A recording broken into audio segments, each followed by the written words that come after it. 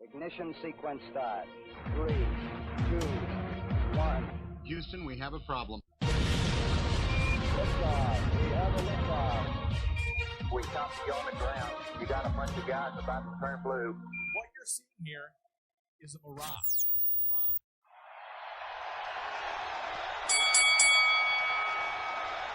Are you ready? Debate fans, are you ready? For the handful in attendance and the thousands watching across the world, brought to you tonight by Jeranism, the #1 YouTube channel in all of existence. Ladies and gentlemen, let's get ready to rumble! Make sure your argument is tight. Wait, what? You must got proof if you so right. Wait, what? Don't get dismissed on false claims, cause you gotta bring the truths and the facts. It don't matter if you talking about racism, sexism, scientism, paganism, socialism, communism. Talk about capitalism, atheism, globalism. What about creationism? It don't matter what the ism. Live on debateism. Are you ready is the question. We've got a great one for you. This evening, this afternoon, we've got episode number 10. It is a special day, special time. Fight the flat earth versus Kaleb. I almost slipped on that one. It's going to be a great one. I'm looking forward to it. Let's bring them on, and I'll try to get Craig's name correct the rest of the show, I promise. Guys, how's it going? Are you guys ready for this? Yes, sir. Beautiful, beautiful. Just real quick, tell people who you are, where they can find you, and then we'll get right into it. Go ahead. Kaleb, you start us out. My name's Kaleb. You can find me on TikTok on 5 different accounts because of how censored I am. Kaleb.fe is my main one. I also have Telegram. I'm also on X. But I'd recommend everyone find me on TikTok at Kaleb.fe. Awesome, and Craig. Hey, I'm Craig. You can find me on the YouTube channel FTFE. You can also find me on the platform formerly known as Twitter, on Facebook, and all the good socials. I regularly debate flat earthers and do videos talking about science and physics. Okay, fantastic. And if you guys are used to the show, it has a structure that we're not going by tonight. We're just going to see if we can have a conversation without any need for a clock or anything. So we'll see how it goes, and then if we need to change it, we will. If you guys have questions that you want to have asked, if you send in a super chat on Rockfin or YouTube, we'll get to those by the end. So I believe they've already decided. Kaleb, you're going first, right? Yes, sir. Okay, it's all yours when you want, and you're going to be sharing your screen? Yeah, give me 1 second here. Oh, I just that up. Just move some shit. And if people are interested in debating on the show, you can go to t.me/debatism on Telegram. There's a group there, people throwing their names in the hat and saying what they want to debate, or you can email us at debatism@outlook and get you scheduled, or you can just go to jeranism.com/debatism if you have issues or questions about the format. Okay, Kaleb, it's all yours. Go ahead. Bet. Tonight we are going to be debating, is the Earth a level topographical plane, or is the Earth an oblate spheroid ellipsoid pair, as Neil deGrasse Tyson says? We're going to hopefully figure that out by the end of this debate. There we go. So what do our senses tell us? The default position is to assume that the Earth is flat because we feel no motion, simply because that's all we observe. We see a horizontal horizon no matter what altitude that we climb to. We feel no motion to the Earth, yet they claim we're moving over 1.2 million miles an hour through a vacuum. That cannot be substantiated due to the laws of thermodynamics and entropy. So this is the horizon. It's horizontal. It is an apparent location, not a geometric location necessitated by the radius and circumference claimed by the globe side. So this is what you see. We will see the ground ramp up. All this water is flat here on the right, and the sky is ramping down. But because of an artifact of perspective, because our eyes are curved lenses, it ramps up and ramps down, creating an apparent location where the sky meets the ground. Again, here's another picture demonstrating this. As these telephone poles get further away from us, they get lower in perspective due to the laws of perspective. A lot of globe earthers will necessitate that this is evidence that the Earth is a globe because things disappear from bottom up or appear from the top to bottom when they're coming towards you. But this is just an artifact of perspective, suggesting that the Earth is flat and we are just curving hyperbolic space with our curved lenses that we call eyes. This is just a death blow to the heliocentric model right here. This is an old picture that has been shown by plenty and plenty of people. This is a 1-foot observer height, seeing a platform, an oil rig at over 9.41 miles away, necessitating that the Earth's radius be much more, by a factor of over like 15, much more than 3,959 that they claim that the Earth's radius is. Let's hear from McToon himself about the horizon, and I'm going to be really interested to see what FTFE has to say about the horizon, whether it's physical, whether it's geometrical, because for us to claim that boats going over the horizon proves the Earth is a ball and it's not an artifact of a type of mirage or perspective, angular resolution, things like that, I would like to see. But let's hear what McToon has to say. I think he sets a very good example for this debate.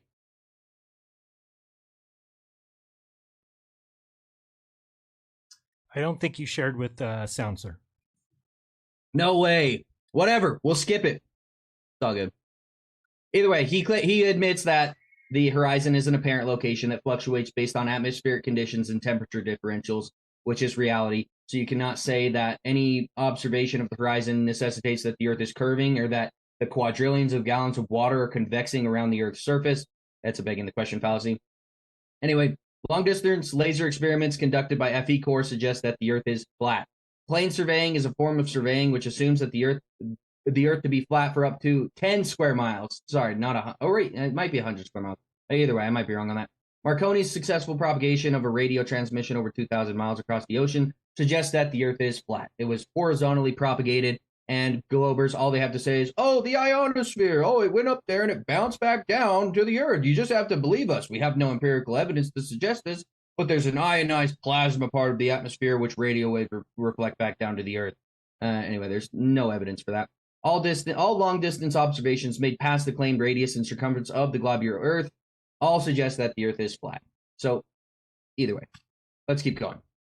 So, I have 3 topics that I'd like to talk to Craig about today. I'd like to talk about the horizon and whether we can substantiate that the Earth is curved from looking at the horizon. I'd also like to talk about whether the Earth is in motion, up to him if we go down this route. But as we can see here, Michelson-Morley experiment, they expected a fringe shift to pick up the 30 kilometers per second assumed rotation or orbit around the sun. This conclusion, well, this is what he said after the experiment was done. This conclusion directly contradicts the explanation which presupposes that the Earth moves. Every experiment in the history of mankind has substantiated this exact same statement, showing that the Earth is not in motion at all, not even 1 mile per hour. Here is a couple quotes from Einstein himself from the theory of relativity. For the question of whether or not the motion of Earth can be made perceptible in terrestrial experiments, we have already remarked in section 5 that all attempts of this nature led to a negative result. Before the theory of relativity was put forward, it was difficult to become reconciled to this negative result. And then he also said, while I was thinking of this problem in my student years, I came to know the strange result of the Michelson experiment. Soon, I came to the conclusion that our idea about the motion of the Earth with respect to the ether is incorrect. If we admit Michelson's null result as a fact, this was the first path that led me to the special theory of relativity. Since then, I have come to believe that no motion of the Earth no motion of the Earth cannot be detected by any optical experiment. And then he assumes that we rotate around the sun, even though he just admitted that we can't make it perceptible in any optical experiment. Also, we cannot use the Foucault's pendulum to suggest that the Earth is rotating on its axis, because we have relational mechanics here by Andre KT Assist, where he goes through all the physics, all the math to show that you cannot use it. The flattened figure of the Earth, or Foucault's pendulum, can no longer be utilized as proof of the Earth's real rotation. There's also something called the Machian principle, which I'm sure we'll go into, which Ernst Mach came up with, which assumed that if all of the universe is rotating around us at a central special location, that a translation of motion would be translated down to the Earth through the atmosphere and the ether, processing a pendulum. Now, gravity. Gravity is the third topic that I'm excited to get into with Craig. We'll see how it goes. Is Einstein's theory of gravitation true, which is the current theory? So if you are defending gravity, you must defend the bending and warping of a fourth-dimensional fabric called spacetime, creating gravity wells, creating orbits, and other insane things. So gravity, just for everybody in the audience, all the heliosexuals in the audience, gravity is a theory. Gravity is not a fact. And the law of gravitation is just a mathematical model that is consistent with a downward acceleration. That's it. So just to set the bias here, it's only a theory. It's not been proven. There's no substantial evidence to suggest that bendy, warpy space-time is a fabric that bends in the presence of large masses. Now, I want to go over the difference between Newtonian and Einsteinian just for the audience, because a lot of Globers get this messed up. Newton theorized that gravitation is a result of mass acting on mass at infinite distances instantaneously. He had no time variable in his equation, so this must be assumed. This was a huge flaw in his theory, hence why we have Einstein come about in 1915, which wrote the general theory of relativity, which explains gravitation as the fourth dimensional fabric called space-time, again, becoming warped in the presence of matter, creating gravity wells, causing planets and other celestial bodies to orbit. I'd like to read this quote from Nikola Tesla. Wonderful guy. I hold that space cannot be curved for the simple reason that it can have no properties. It might as well be said that God has properties. He has not, but only attributes, and these are of our own making. Of properties, we can only speak when dealing with matter filling the space. To say that in the presence of large bodies, space becomes curved is equivalent to stating that something can act upon nothing. I, for one, refuse to subscribe to such a view. Great guy. Great quote. Space doesn't exist. Also, though, this is another topic. The direct antecedent to gas pressure is a container. To have a contained gas pressure system with a PSI that's measurable, you have to have a container. So we cannot have our magical atmosphere that has a PSI coexisting next to the vacuum of space, which is 10 to the negative 17 torr. That not only defies all the laws of thermodynamics and entropy, but it defies common sense. This is what we see here. These two systems, without a barrier in between them, would be seeking equilibrium with each other violently. That's all that we see in nature. I would love to see one reproducible experiment other than just saying the atmosphere, like Globy McGlobeface did and all these other clowns on TikTok. We have to have a container to have a pressurized system. You cannot have a vacuum coexist next to a pressurized system without them seeking equilibrium violently. They don't just coexist next to each other while we shoot through a vacuum at 500,000 miles an hour, 4.9 billion miles a year. Anyway, conclusion. The Earth is not convexing away omnidirectionally from every observer on Earth. It is, in fact, a level topographical plane with hills and valleys. The Earth is stationary, as every experiment of the history of mankind has shown it to be. The vacuum of space cannot coexist next to the pressurized atmosphere due to the laws of thermodynamics, entropy, and common sense. And I will end there and let Craig do his presentation. All righty. Thank you much. No problem. Craig, it's on you whenever you want to go. Craig, you're not on camera. There we go. You're on mute. There we go. Sorry, I had myself muted, so I didn't make any noises while Caleb was talking. Thank you. Right. So, a lot of notes there from what Caleb said, but we'll discuss that after my points. Straight away, one of the things that I want to talk about is the Foucault's pendulum. There is no evidence that suggests the Foucault's pendulum doesn't do what we suggest. In fact, Caleb makes a very big thing about following the scientific method, even though there isn't just the scientific method. But if we want to talk about, say, the scientific method we learn at high school, basic 5 steps: observation, hypothesis, prediction, experiment, analysis, repeat, etc., then Foucault's pendulum follows that. So you can make an observation of anything, like the stars moving, in a particular pattern, or the sun going across the sky.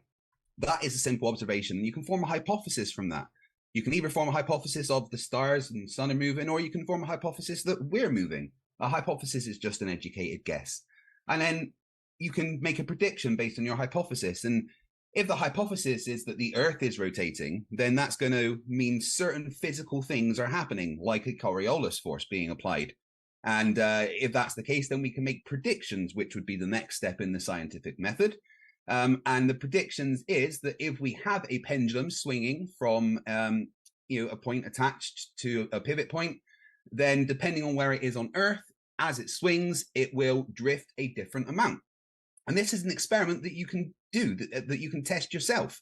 I did it when I was at university. In fact, so does every physics undergraduate, and uses it to actually calculate your position on Earth. It's very, very, very simple. This isn't me, because I didn't record my physics degree 20 odd years ago. This is a guy on YouTube called the Gentleman Physicist. and he built his own Foucault's pendulum in a high-rise building, and he let it swing for a certain amount of time, and over that amount of time, it drifted a certain amount of time. There were 41 minutes, it drifted, and you could measure the angle of the drift, do some basic math, figure out how much it would rotate in 24 hours, and then you can actually use that and calculate your latitude on Earth. So with nothing but a swinging pendulum, you can use the degree of the angle that it drifts to find your latitude on Earth. And it works. The fact that it works, the fact that you can physically do this, it's a repeatable experiment. The fact that this can be repeated anywhere in the world by anyone with the right equipment, set up the correct way, you will be able to calculate your latitude on the planet. And that shows that it matches the predictions of the hypothesis following on from the observation, that based on the position on Earth, different Coriolis forces will be applied to a Foucault's pendulum. And you can use Foucault's sine law, which is latitude equals arc sine divided by times 24 hours divided by t. And then you find out your latitude on Earth. And they got 49.8, which was about within 1.4 degrees of where they are, which was pretty damn good considering the crude equipment used. And that's called a margin of error. So the fact that this experiment can be repeated constantly on different positions on Earth. There's experiments recorded on in the South Pole where they did this, and you get the expected 24 hours showing 360 degrees rotation. The fact that it is a repeatable experiment matching the predictions shows that it fails to falsify that the Earth is a rotating globe. The Foucault's pendulum experiment is great because it doesn't only show that we're rotating, but based on the Coriolis forces at different points, you can map out the forces and the vectors, and you find that that shows in itself that the Earth is also a globe as well as it being rotating. Other ways that we can figure out that the Earth is a globe is surveying. And one of the things that they do in surveying is something called measuring reciprocal zenith angles. So the zenith angle directly above you, 90 degrees, is your zenith, okay?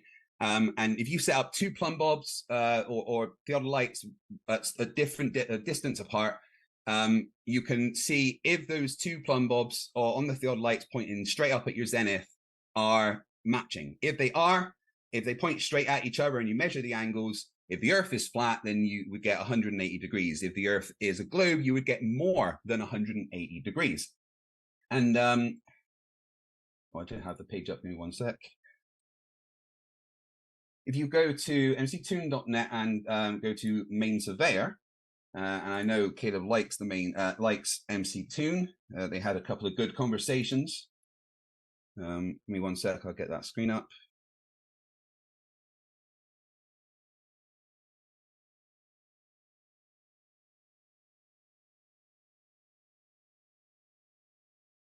So the main surveyor and a couple of other qualified surveyors, Walter Bisner and Jesse Kozlowski, did their own measurements to check if reciprocal zenith angles is a thing. Here's a diagram explaining what they do. So if the Earth is flat, then these angles will sum up to 180. If the Earth is a globe, then there'd be more than 180.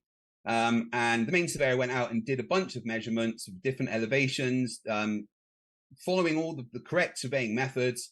And the survey determined that all the sum of the reciprocal zenith angles came to more than 180 degrees, which would say that the surface of the Earth is not flat, it is in fact curved. You can go and look at all the details of the survey at your leisure. That all his logbooks are here, detailing all the measurements that he did. And the outcome of the survey was that there is a deviation of 1.4 degrees, which meant that there is curvature. It didn't sum to 180, it summed to more than 180. The only way that can happen is if the surface of the Earth is physically curved. Obviously, this takes into account topography and everything. That's all taken into account in the methods done. Excuse me. And this particular survey was, and what Jesse Kozlowski did was shown on Walter Bisner's page where he analyzed it and did the maths to also show that refraction is taken into account. And even without refraction, that it shows the Earth is curved. If you add refraction, which would lift the image up, then it shows that the Earth is 100% curved. All the calculations and everything can be shown on this page. I can give anyone the link to this that they want to look over it themselves. But the outcome of the surveys done by these surveyors is that reciprocal zenith angles sum up to more than 180. And the only possible outcome from that is that the Earth is curved. Now, there's many measurements that back this up. You can look at historical measurements like the transcontinental triangulation, the American arc of the parallel, and all the other large-scale surveying operations that have been done throughout history to back up this curvature. You can look at all the measurements of the rotation of the Earth.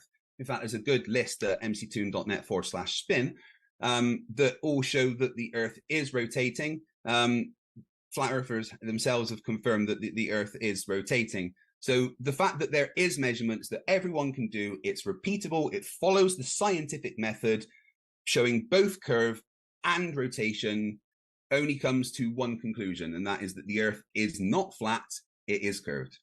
And that's my time. Okay, thank you very much. And wherever you guys want to go from here. Yeah, do you want to talk about the Earth being do you want to substantiate curvature? Do you want to talk about space-time, or do you want to talk about the Coriolis effect first? Up to you. You can go wherever you like. Okay, let's talk about gravity. So how do we substantiate that space and time act as a fourth dimensional fabric? Well, it's not space and time, it's space-time, this one thing. And we can substantiate that by doing experiments following the scientific method, as you like to insist.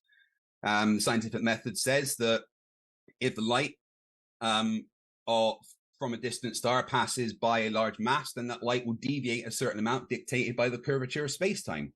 Then we can test that. And that was done in the Eddington experiment in 1919 and many other times to show that light from a distant star will bend when it gets close to our star, will change its path the predicted amount according to Einstein's equations. Do we have the star plates from the observation of 1919? Do we have the star plates? Yep, that's how he made the observation, did he not? I don't have them. What do you mean, do we have them? Does anybody have them, or did we lose them? I've no idea. Well, the answer is we don't have them anymore. We've lost them, apparently, due to just a long time from it being observed. And so how do we substantiate without having the star plates that the stars even convex towards the sun in the first place? And also, isn't light massless? Why is space-time being warped acting on a massless thing? Okay, two questions there. So the first one is you can repeat the experiment, which has been done many times. I can provide you with a list of experiments very similar to the Eddington experiment in 1919. Science likes to have repeatable experiments, and it is certainly repeatable following the predictions. And mass, light, although massless, is energy, and as Einstein's equivalence principle shows us, E equals mc squared, energy is equivalent to mass, which means that it will be affected by gravitational effects, especially when you talk about Einstein, because it's the physical fabric of the space that is warping. Imagine walking on a curved surface. Even if you were walking in a straight line yourself, the curved surface will change the direction that you are going. And because the space-time itself is curved, the straight path of light is changed based on that curvature of space-time. And funnily enough, even Newton actually predicted that the path of light would be altered by large masses, although his predictions showed it to be a lot less than Einstein's were. So I didn't hear just saying. So does gravity act upon mass only? No, gravity is a warping of space-time, which can affect energy. Okay. Where is it said that it can affect energy? Where is that said? Well, Einstein's equivalence principle equals mc squared. Energy equals mass times the speed of light squared. So mass is energy, effectively. So one is interchangeable with the other under certain conditions and energies, and therefore it can be affected in the same way. And again, only Newton, his descriptions of gravity said that it would affect only mass. But Einstein doesn't say that. Einstein's predictions are that this curvature of space-time will affect the path of light. That's what Einstein says. Are you under the impression that E equals mc squared is in any way related to the theory of relativity that explains gravitation? They're two totally different subjects. You realize that, right? Yeah, I said it's the equivalence principle. So it doesn't have to do with anything with. So there's like be considered to have mass in certain circumstances. You would go to equals mc squared, where energy is mass. So that answers you. It's a lot deeper, you know, and basically more than an undergraduate understanding of physics to get into that deep equation. Energy doesn't equal mass. Energy is a factor or a modality of mass in that equation. They're equivalent. That's the equivalence principle. So in your mind, energy and something physical are the exact same thing. Well, energy can become mass. That's something that happens. Okay, I'll ask the question again.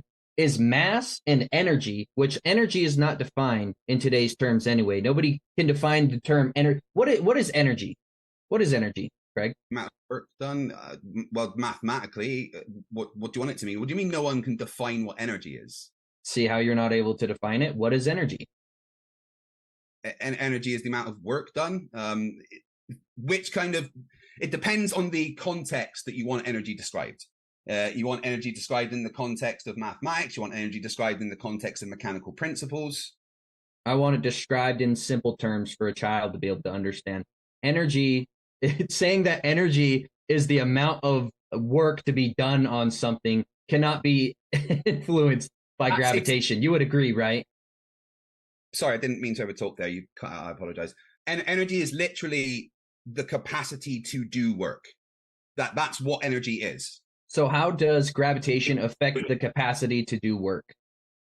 Well, the capacity to work is interchangeable with mass. Energy equals mass. That's what I'm saying. So do you think that mass and this idea of energy are completely the exact same thing? You think that this water bottle is the same as energy, hypothetical energy that can't be defined here? Well, you could define everything in that water bottle in the terms of energy. So you think they're the exact same thing? It's a very simple question. Yeah, I just answered. All of the materials in that bottle can be defined in the terms of energy. Okay, so let's talk about the space-time fabric. So you said that we can make observations. That's only one step of the scientific method. Other than making observations, and even if you look at the star plate from 1919, from Arthur Eddington's observation, some of the stars are moving away from the sun. I don't know if you saw Robert Bennett. Either way, there's a PhD that's been talking with Wits It Gets It, and he's been exposing that the star plates didn't even show that all stars tended towards the sun. Some of them moved away, some of them moved horizontally. Not all of them are tending towards the sun. So I'd love to see an observation that shows every single star and the light that's being emitted from it curving towards the sun because of space-time. And either way, it's a begging the question fallacy where you're assuming that it's because of space-time. It's just as equal for me to say, oh, no, there's actually unicorns up there that are tied to the sun that are pulling in the light towards it. As long as the math works out the same way, it's basically the same assumption that you're making, that it's space-time gravitation.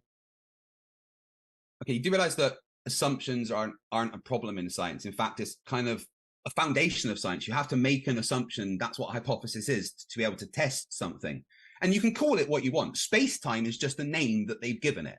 You can call it unicorns if you like. That's fine. I will call it Bob. It doesn't matter the name. The fact is, the prediction is that when you go and look at something, i.e. this thing will happen at this particular time and place. So, if you want to go through the scientific method, the observation is, I don't know, things accelerate towards the ground on Earth at 9.8 meters per second, roughly squared. My hypothesis is that it's because the fabric of space-time is curved by the large mass of Earth, and it will affect the path of objects and light. So how do we test that? Well, if that's true, when the light from a distant star passes our star, it will, according to these calculations, change its path a certain amount. That's a prediction based on the hypothesis. So you go and look at a particular time and place when you're able to do that during an eclipse, and you're able to see the stars that are close to our sun and test that prediction. And it's something that can be done over and over and over again. The observation is part of the experiment. The experiment can be going to a certain place at a certain time and seeing if a prediction takes place. So you just admitted that it's just as valid to say that unicorns are pulling the star's light towards the sun. So you would have no way of substantiating that the fourth dimensional fabric called space-time exists in any physicality anyway, right? You can't substantiate that, correct? You can call it what you want. You can call it unicorns if you want, but the predictions of the thing that we call space-time show that X will happen if Y is the case. And then we can test that prediction. That's what we're doing. No, science, as you insist, with that's the science. That's not science. Steps. Well, it is because it follows the steps. So my theory would be just as valid as yours, right? You would say that my reference frame and my theory why light tends towards the sun being unicorns pulling it too would be just as valid as yours if the math worked out, right? It'd be just as valid, correct? How would you test that theory? How do you test space-time? I something similar to the Eddington experiment. That's an observation. You're not testing it. That's an observation. I explained how it is an experiment as well. Okay, that's what I'm trying to walk you through your logic. I'm not saying that unicorns are pulling the light towards the sun. I'm saying there's no way to experiment and verify either assumption. Therefore, they are not validated by just looking at the stars and their moved positions, which again, if you look at the star plates from Arthur Eddington in 1919, not all the stars move towards the sun. So I guarantee if I look at all your other observations, not all of them are moving towards the sun either. So again, your theory falls apart just by looking at the evidence. Okay, so yeah, it is an experiment. The fact that you predict something to happen at a particular time, then you go and check that thing at that time is that experiment. No, that's not an experiment. Please don't interrupt me. You've even got an IV and a DV there. You know, it's very simple. So it is an experiment, whether you like to say it or not. That's why it's called the Eddington experiment of 1919. And as for some of the stars moving away, yeah, that's actually part of the predictions because the stars do have their movements naturally throughout the night, but only the ones that were extremely close to our star, the path of the light coming from that star past our sun, only those ones were predicted to move a noticeable amount that would affect their normal movement. The other ones had movement that was more than the movement that would have been applied by the light from them passing near our star. What is the difference between an observation and an experiment? An observation could be an experiment if you make a prediction for a thing to happen at a particular time. An observation can be an experiment. Yes. Wow. If you didn't know that, that's fair enough. I understand that you've never studied physics, but you learn these things when you study physics, that over time, things can happen. You change the position and the time, you go and look at that thing to see if that thing has happened.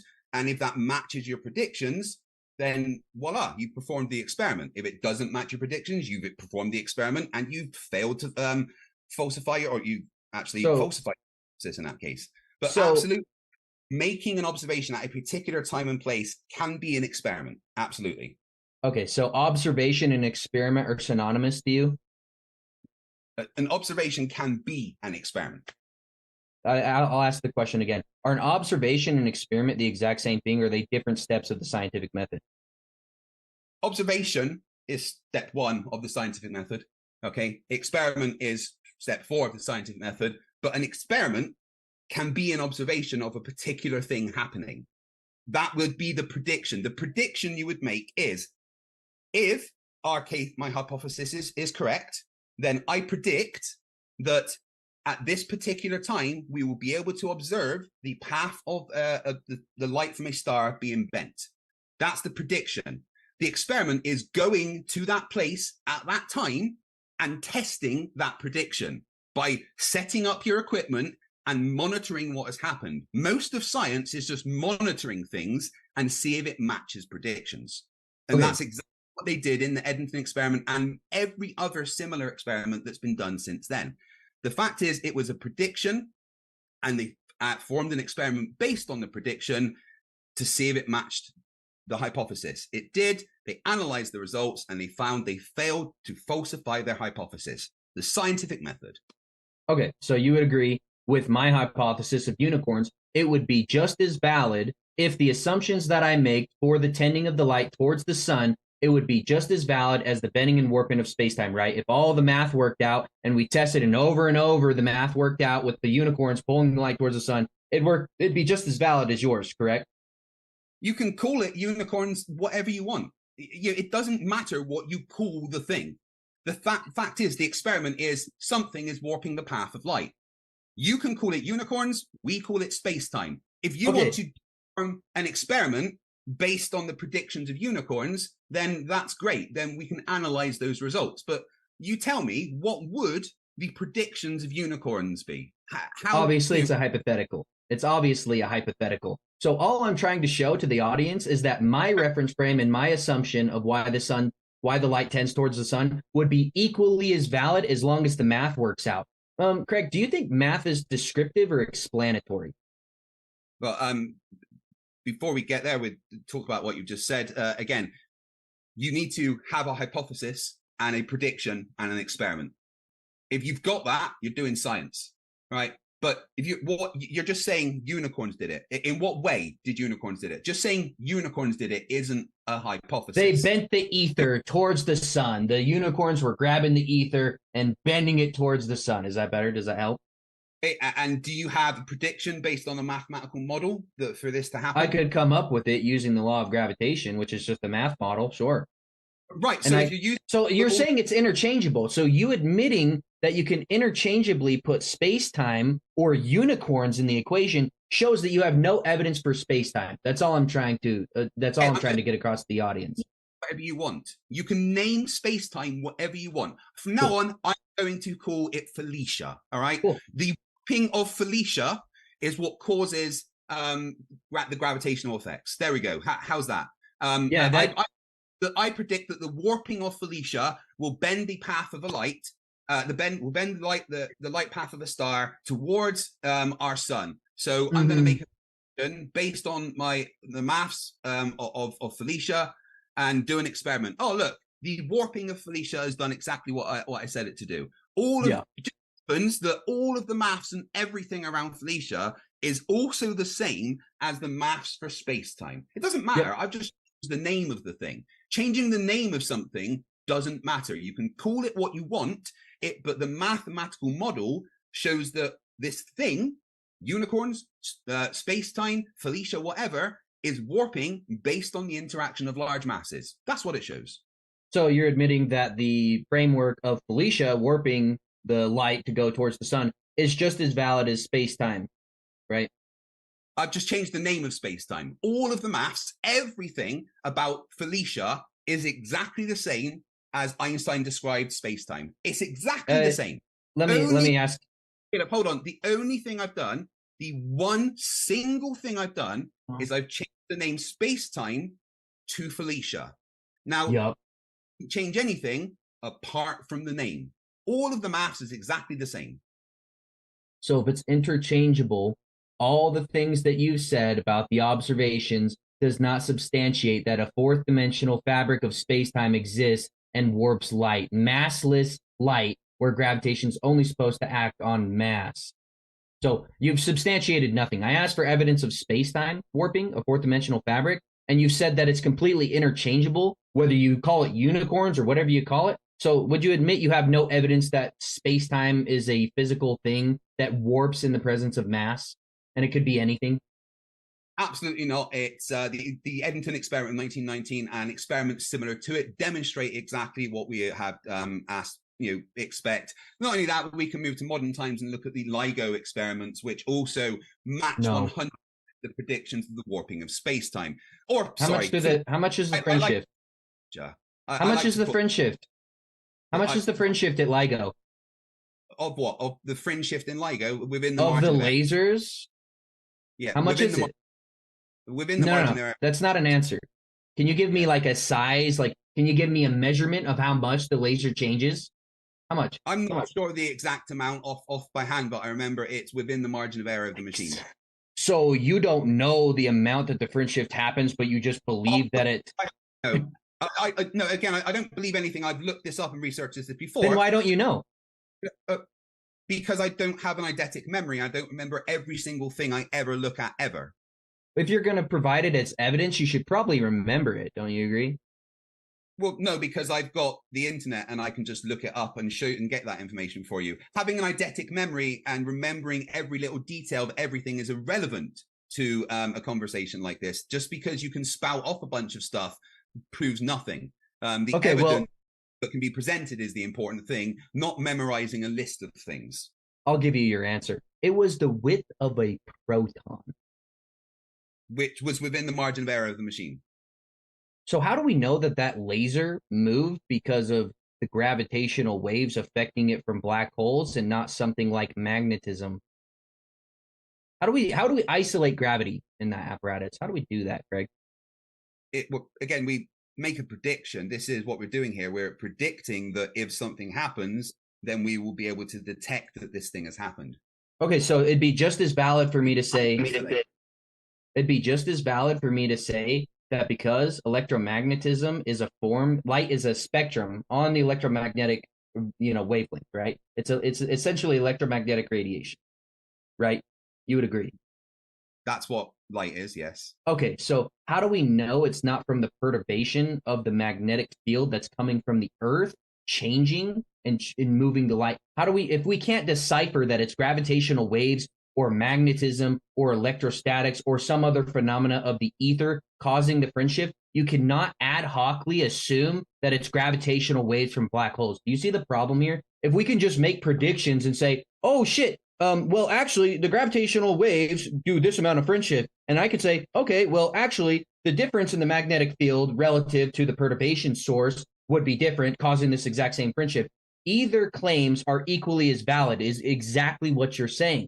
So there's no way to prove that the fringe shifts that happen at LIGO are caused by gravitational waves, right? Oh, so you're talking about the actual fringe shifts of it detecting, not the the normal fringe shifts of it within the margin of error. Okay, sorry, I was confused by what you meant, the way you phrased it. Yeah, so the actual detection of the gravitational waves comes from a prediction. When we see something happen, we predict something will happen, and then we test to see if that thing will happen. For you to say, oh, well, it's just as valid as saying it's the perturbations in the Earth magnetic field, well, that would be something you would have to substantiate by measuring the perturbations of the magnetic field of Earth and seeing if they happen at the same time as the measurements of the gravitational waves from black holes colliding.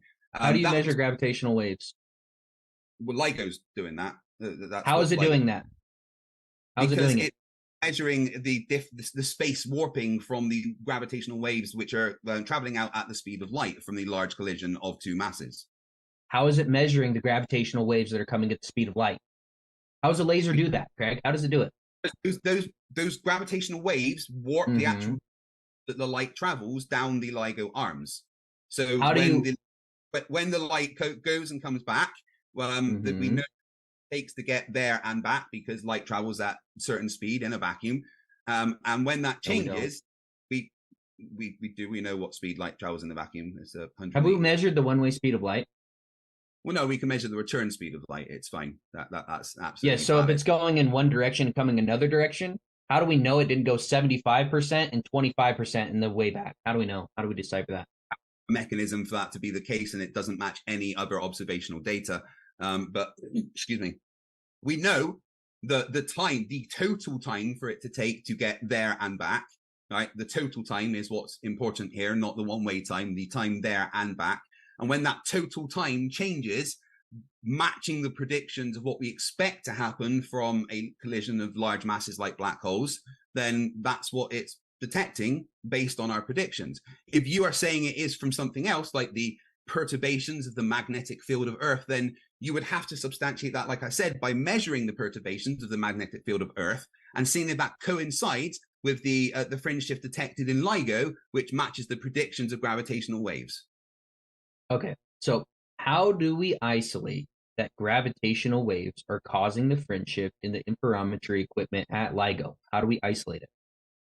You can't just say, I hope you realize you saying that, oh, we make a prediction and that prediction is substantiated in reality, so that means my theory is right. If I make the same predictions with electromagnetism or the ether or anything else, and the predictions match the math that I create for the observation, my theory is equally as valid as yours. You have to isolate. You have to isolate the independent variable to show that gravitational waves are affecting laser equipment in LIGO. You have not done that, so you cannot say that that's proof of the bending and warping of space-time.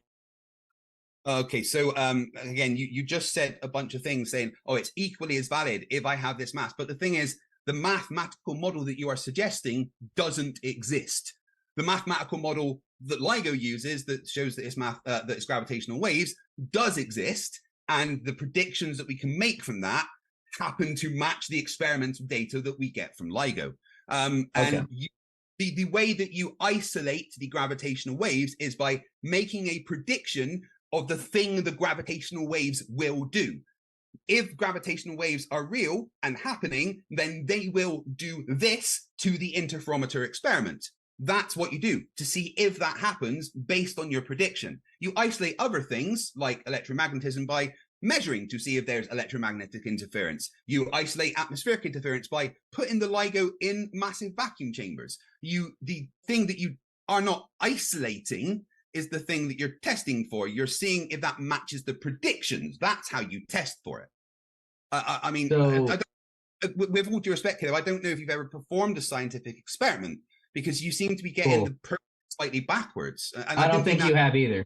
So you saying that just because it matches the predictions does not substantiate whatever fairy tale you're trying to produce to the audience, okay? So saying that, oh my gosh, the lensing of the gravitational waves caused the interferometry equipment to move one width of a proton. Nobody has any videos of this. No, you haven't seen it in real life. You haven't gone to LIGO and seen this. You're just a bunch of people in white coats that have produced information to the public. You're just reading it and regurgitating it. So I think this is becoming circular. I think that I've made it very obvious that if I did create a model of a prediction from electromagnetism or some type of ether effect, and it was validated by observation and showed the fringe shift at LIGO to be the exact same, my theory would be equally as valid as yours, not proving that the bending and warping of space-time exists.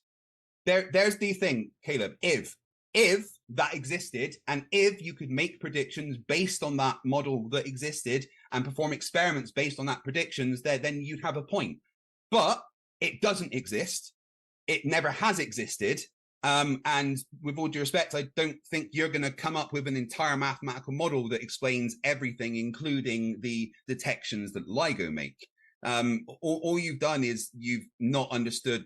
You demanded in our X conversation that it be based on the scientific method, but you seem to be ignoring the scientific method. You're not using the scientific method.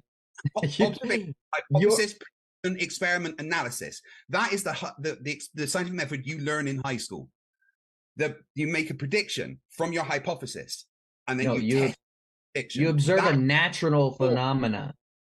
You observe a natural phenomena. Just because you made a prediction and said, if gravitational lensing happens like this, then LIGO would move this much, does not substantiate the gravitational waves exist in the form of affecting laser equipment. You have not substantiated the audience. I think we'll leave it up to the audience. It's very obvious that if we did create a mathematical framework that exactly replicated the fringe shift that we see in LIGO, then we could have equally the amount of same validity to our theory. So you've in no way, shape, or form validated that space-time is a fourth-dimensional fabric that can be bent, affecting light or affecting lasers. I just want to make that very obvious to the audience. You can make that claim, but the experiment does validate that position. No, That's what the experiment does. Well, you can say it doesn't, but NAA has no power here. All right, the experiment is from positive. If you don't Hold on. Let Craig finish. Craig was answering you. Go ahead, Craig. If you don't like scientific method and the outcomes of the scientific method, then please don't demand to base a debate on the scientific method. Does the positive claim or the negative claim have the burden of proof, Craig? In what context? This is basic logic. You don't know? You don't know the answer? It really does depend on the context. It's not always. No, it doesn't. No, it doesn't. Yeah. Does the positive claim or the negative claim require the burden of proof? Which one? It's not always so black and white. Okay, in what situation does the negative claims have to substantiate the burden of proof? What situation? Please name one. On the context, all right? In general, name one. In general, yes, the positive claim of something would have a burden of proof. But logic isn't quite as black and white as that. When you do debates professionally, one example, one example where the negative claim has the burden. One example. When you're asking someone to prove, if you've made a claim of something and then someone says, "Oh, that's not true," and then someone says, "Oh, you have to prove that that's not true," then you can't prove a negative, or you anyway. In general, yes, you're right. is what I'm saying, right? Do you But have one just- example, please? One example. Right. I'm saying in general, you're right. Okay. So Okay. what is? I want one example where, because you're saying it's Right. sometimes it shifts to the negative side. That is not logic. That is not reproducible. It's not Hold on. quite. Can I get my quite- point out? Let's just move on. What is your No, point? no. We're not going to just move on from that. I need you to concede that the positive claim always has the burden of proof. If not, I'd like one example. Yeah. Again, it's not quite as black and white as that, but for the purposes of the conversation, in general, that is the case. So yeah. It's always the case. You don't have one example. Correct? Yeah, it's not quite as black and white as that. But anyway, what's your point?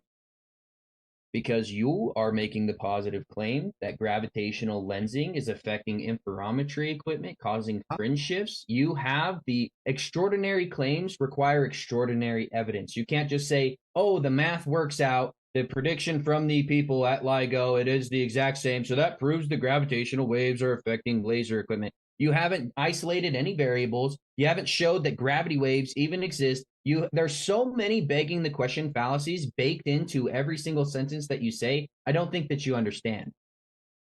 Okay, so again, what you're doing is just dismissing the scientific method, which is the thing you demanded. The scientific method is prediction experiment. I have the negative claim. Right. I have the negative claim. You have the positive. Positive claim has been substantiated. The positive, if gravity waves exist, this will happen. That was the positive. You can't just say if gravity waves exist, this will happen. You have to prove gravity waves exist. How do you prove gravity waves exist? Hypothesis. It's a hypothesis based on the observations of the universe and Einstein's calculations.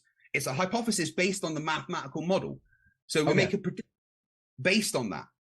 Is math descriptive or explanatory? If Einstein has said something, his maths of relativity says that a certain thing will happen, and our observations of the universe are such, and we are using Einstein's mathematical model to form our hypothesis that says that gravity waves will exist. It's within the maths of relativity. No, that's not how the scientific method works, dude. Oh my gosh. It is because the hypothesis is an educated guess, right? So let's just say observation, again, is the summit accelerates towards the ground on Earth at 9.8 meters per second squared, right? My hypothesis of that is that mass warps space-time according to the mathematical model put forward by Einstein, right? That's my hypothesis, okay? And if that is the case, if my hypothesis is true, then the prediction is that there will be gravitational waves formed by the collision of large masses like black holes. Okay, this is becoming extremely circular. I agree. Yeah, let me finish my point. Right, that is my hypothesis. Same thing over and over. Let him finish though. Hypothesis, whether you like it or not, that is the prediction from the hypothesis. And if that is the prediction, the experiment is to see if gravitational waves exist. Then the way that we would see if they exist is they would affect this equipment in this way, according to physics. We do the experiment, we analyze the results. The results fail to falsify the hypothesis of mass warping space-time according to the mathematical model put forward by Einstein. That's it. Okay. And now that's all I need to say on it. If you disagree, I think we did good. I think we exhausted that point. So yeah, we'll move on. I just want to say this last thing before we move on. So Craig is saying that you can prove something exists if you make a mathematical model about it and it matches observations in reality. So somebody could equally go and assume that the laser equipment is being pulled by monkeys and being pulled in a certain direction, that the fringe shift is happening. And as long as the mathematical model works out, that substantiates that monkeys are pulling the interferometry equipment. He's proved nothing. He's not following the scientific method as expected, for sure. I already expected you to do this exact same thing. You're just talking a lot and talking in a sense that doesn't prove what you're claiming. You have to prove the physicality of gravitational lensing or waves affecting interferometry equipment. You've done nothing in that sort. You've just assumed, you've just begged the question, and you just making a mathematical model that is accurate does not prove gravitational lensing is affecting lasers. I think the audience can decide from the things that you've said and the things that I've asked that you did not do any of that. And also, mathematical models are not proof of anything. Math is descriptive, not explanatory. You must use English to explain anything that exists in reality. You cannot use math to definitively suggest the existence of any phenomena or claimed phenomena or physical thing in existence. You cannot use math. You must use words. So just because the math works out on the guess of the gravitational lensing affecting lasers in no way, shape, or form substantiates the bending and warping of spacetime or gravitational lensing caused by black holes hitting each other. Let's move on to the next point. You do realize, Caleb, though, that there's no such thing as scientific proof, right? You don't think that the laws of thermodynamics prove that high-pressure systems seek low-pressure systems? Saying that science doesn't prove anything is the most illogical. Hey, I'm talking. Are you just going to talk over me? You good? I just wanted you to be aware that in science, there is no the concept of proof. I don't believe in that.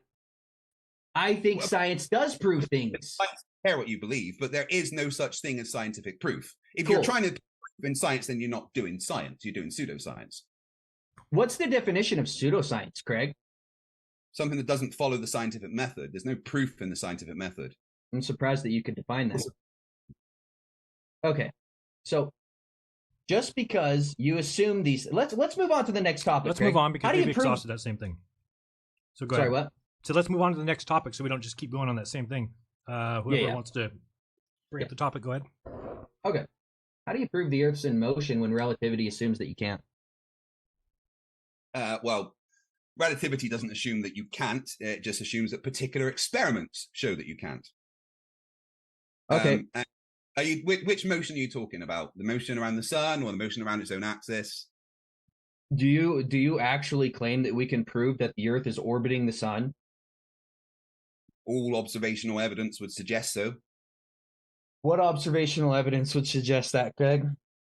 All the satellites we've put out there, all the parallax of the stars. Okay, don't scattergun. One at a time. You asked, so I was going to give you a list. Just one at a time. I'll destroy each point by point. How do satellites suggest we're orbiting around the sun, Craig? That's incredible. I've never heard that. I didn't hear what you said. Because they can see it. Because they can see it. So you have a video of us orbiting around the sun from a satellite? There's videos in space that show the Earth and the sun doing the things that we expect them to do. Where's the video? Well, DirecTV had a good one for 24 hours. If I show you a video of my girlfriend dressed up as Bigfoot running around in a forest, does that prove that Bigfoot exists? Why would you ask for the video to immediately dismiss the video? That is very dishonest. Answer the question, Craig. If I show you a video, hold on, I'm talking. You're gonna. I know the start of my sentence interrupted the middle of yours. Okay. If I show you, answer the question, just yes or no. If I show you a video of admittedly my girlfriend dressed up as Bigfoot running around in a forest, does that prove Bigfoot exists? Yes or no? Well, no, you've just admitted it's your girlfriend, so it wouldn't prove anything. Okay, let's say it's not my girlfriend. Does it prove Bigfoot exists? It's incredible how you just avoid answering questions directly. How about a yes or a no? If I show you a video of Bigfoot, does that prove Bigfoot exists? No. Okay, so if you show me a video of the sun or the Earth supposedly going around the sun, does that prove we orbit around the sun? It's evidence for it.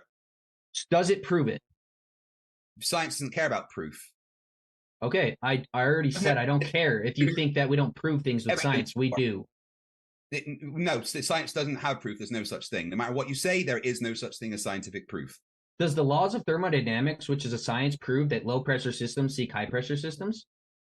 Well, that's not what it says. It says that entropy is always increase in a system that is reversible. But oh my God. Could you cite me the second law of thermodynamics, please? The second law of thermodynamics talks about entropy, that there's dissipation or there's entropy to systems over time, that they become... You cite me the actual law. Do I have everything memorized in my head, Craig? You remember when you said that earlier? Do you expect me to just memorize all the laws of thermodynamics? Can you cite it? Cite it. Cite the second law of thermodynamics, Craig. Yeah, it says that entropy will always increase in an ice system, but it has to be reversible. That's what it says, and it has to be reversible. That we know is the entire universe. There is no other isolated systems. How do we have a low pressure system next to a high pressure system, like our atmosphere, adjacent to each other, without a container? We don't. That's a straw man. We don't? No, we don't. What's happening then? We have a gradient of pressure. That's it. There is more difference in pressure between the base and the summit of Everest than there is the summit of Everest and the Kármán line. Okay. So there's no immediate evacuation of the high pressure to the low pressure. It just isn't happening. But there is categorically, in reality, a gradient of pressure that has been measured.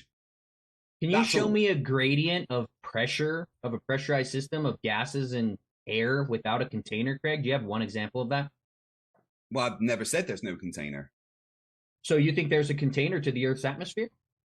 Well, everything is contained within the universe, and gravity specifically contains the Earth's atmosphere. Is gravity a physical thing? Gravity is something that can be measured. Okay, I'll ask again. I don't know how you didn't answer. Is gravity a physical thing? Yes or no, Craig? Gravity creates a physical force. Gravity's not a force due to the general theory of relativity. It's no longer a force, Craig. You didn't know that? Creates a force. I didn't say gravity is a force. I said gravity creates a force. And just so you're aware, both what Einstein and Newton say are actually the same thing. In fact, if you take Einstein's tensor, you can mathematically break them down to Newton's law of universal gravity in non-relativistic situations. They actually say exactly the same thing, just explained extremely differently. That's all. So let's just be clear about that. But so anyway, sorry, I got distracted. So you think mass attracting mass and bendy warpy spacetime is the exact same thing, or are they two separate theories? They're two separate theories explaining the same outcome. Well, in fact, that's not my question. Never had a theory, actually, to be honest. Newton didn't propose a theory. Newton just had a law, which was a mathematical description of something that he saw happening. That was it. Newton, in fact, was very adamant that you don't push a theory because his maths suggested that gravity acted instantaneously, and he didn't like that suggestion.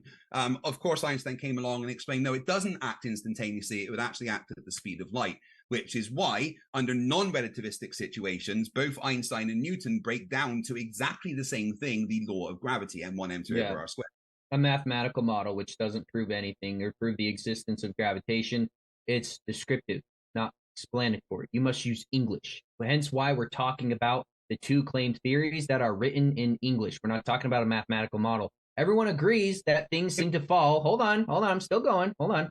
Everybody agrees that mass falls to the Earth in a vacuum measured by interferometry equipment at an average from 9.77 to 9.83 meters per second squared. We agree on the acceleration rate. Now we must prove and isolate the cause for that. I would say that it's relative density, buoyancy, and electrostatics. Electrostatics decides the downward vector because our atmosphere is positively charged. So that positive charge is always seeking equilibrium with the negative charge of the Earth, which is negative to about 500,000 coulombs. So there's a constant seeking of equilibrium, a downpour of electrostatics to the Earth, causing the downward vector and deciding what goes up and down and which direction that is. Buoyancy and density works out the rest. Do you think that a helium balloon is an anti-gravity machine, Craig? No, a helium balloon doing what it does is the predictions of gravity. Why? How? Because of buoyancy, which is also a prediction of gravity. So could you replace the equation of buoyancy? Hey, I know you're about to rage. I know you're getting mad. Calm down. Could you replace? Hold on. Let him finish that. let Craig finish that answer. Ask your question. Would you like me to answer your question, Kaleb? Finish it. Yeah, finish it. Like talking. Finish it. Okay. So, rage. The actual mechanical description of how a helium balloon rises when there is still gravity is very simple. The air, if you take the same volume of air as the balloon, there's more mass, more density in that area, okay? Which means that if you do the calculations for gravity, there is more force acting on the air than the balloon. That means all the air around the balloon is pulled down with a stronger force than the balloon, which creates a force in the opposite direction, directly perpendicular to the direction of gravity. That is buoyancy. FB equals rho VG. The balloon goes up because it's less dense than the medium that encompasses it. It has nothing to do with the fake gravity assumption that you make. And if you look at the buoyancy equation, you can replace little g with little a, acceleration, and it all works out just the same. Yeah, but that G is due to gravity, and gravity has been substantiated in many. So, well, you can say it hasn't, but it has. You just ignore the experiments and say that they don't do the thing that they claim they do. And if it was electrostatics, then sorry, excuse me, I'm getting over a cold. Give me 1 sec. Not just electrostatics, by the way. But if you're claiming that electrostatics is a large part of it, then that means there would be different.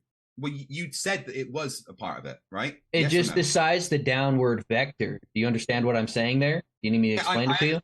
And that would be a large part of it. The downward vector is a very large part of why things do what they do. But the downward vector would, if it's all to do with electrostatics, would have different forces applied based on the materials because of different charges.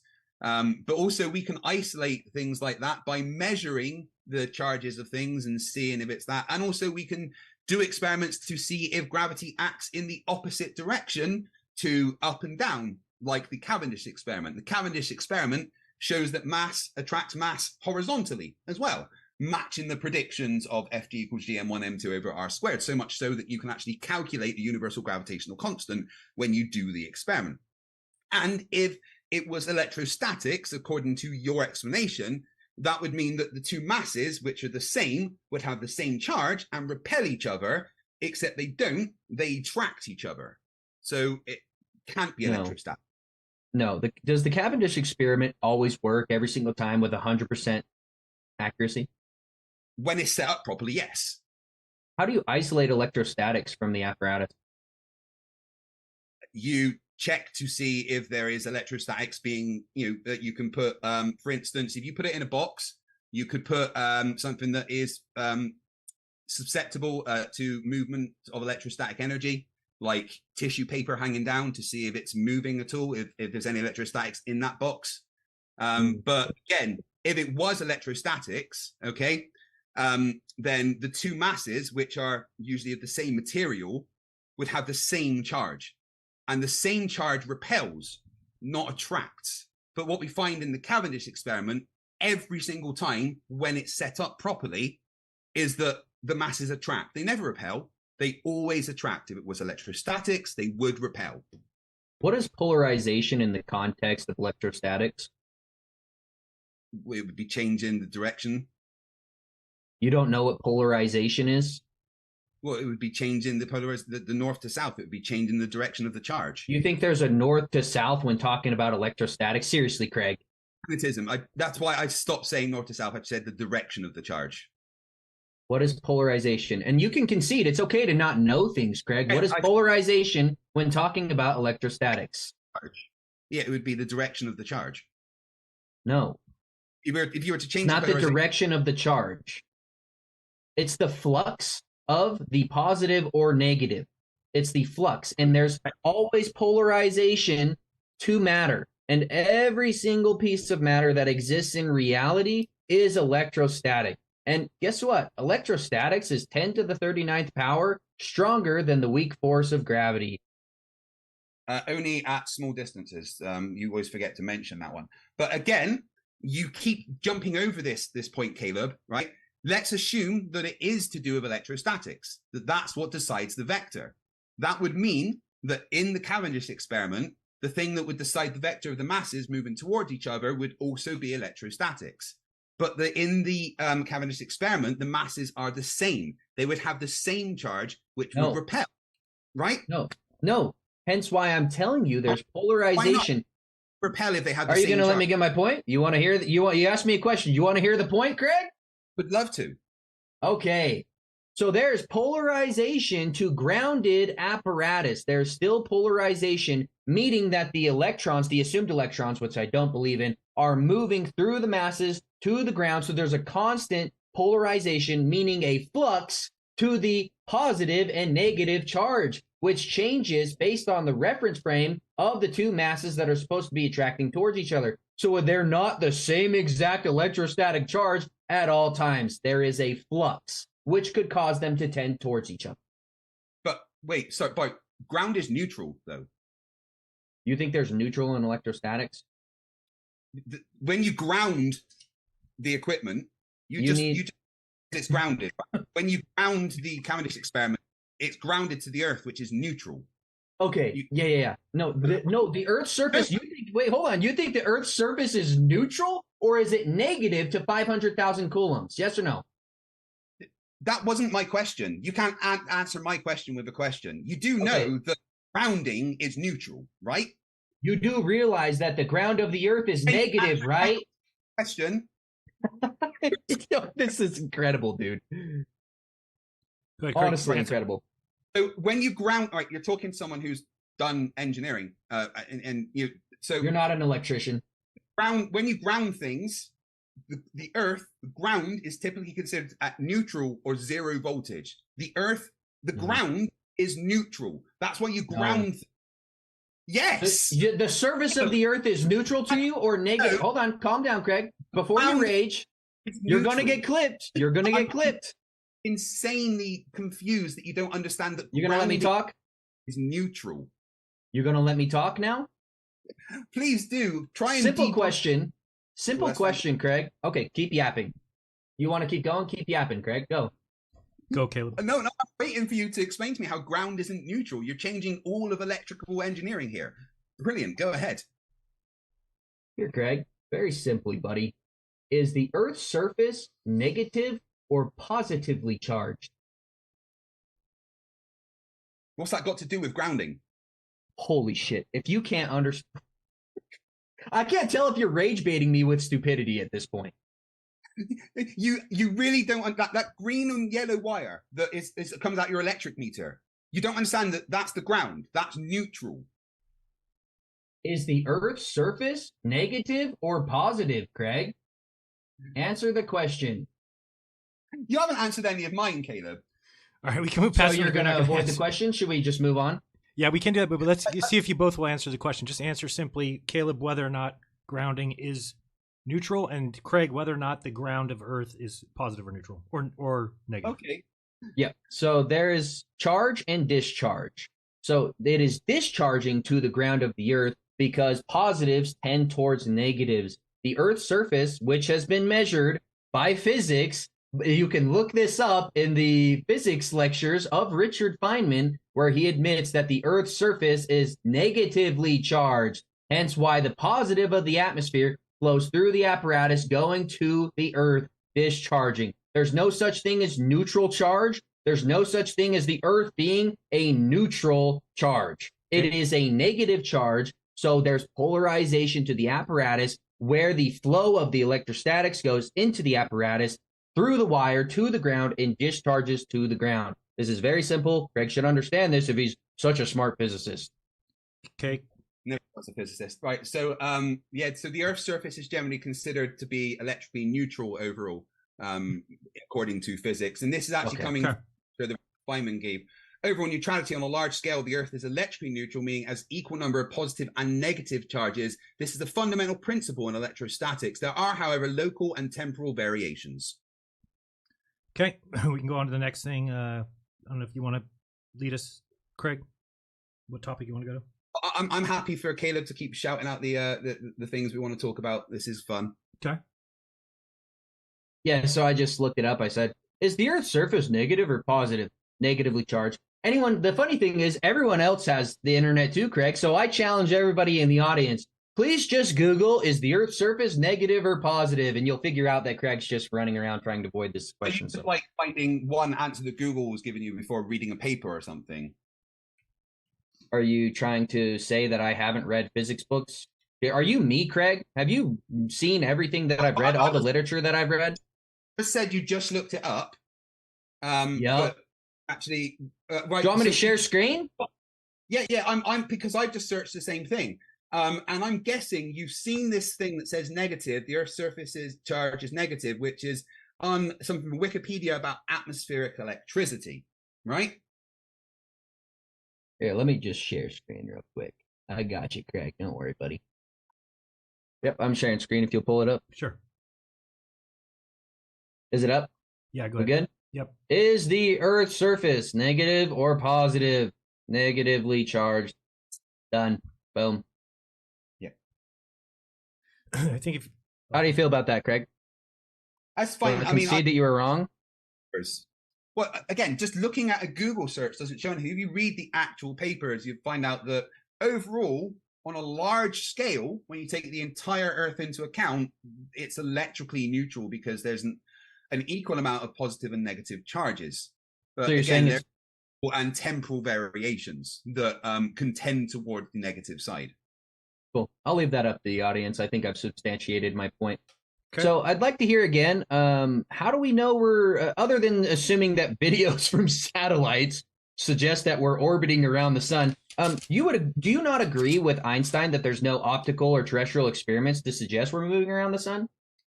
Yeah, again, he's literally just talking about things like the MMN, the Michelson Morley experiment, interferometer experiments, and things like that. When you read the paper, the things that he's talking about, he says that there's no optical experiment terrestrial that would be able to show that, and by that optical experiment, he means like an interferometer.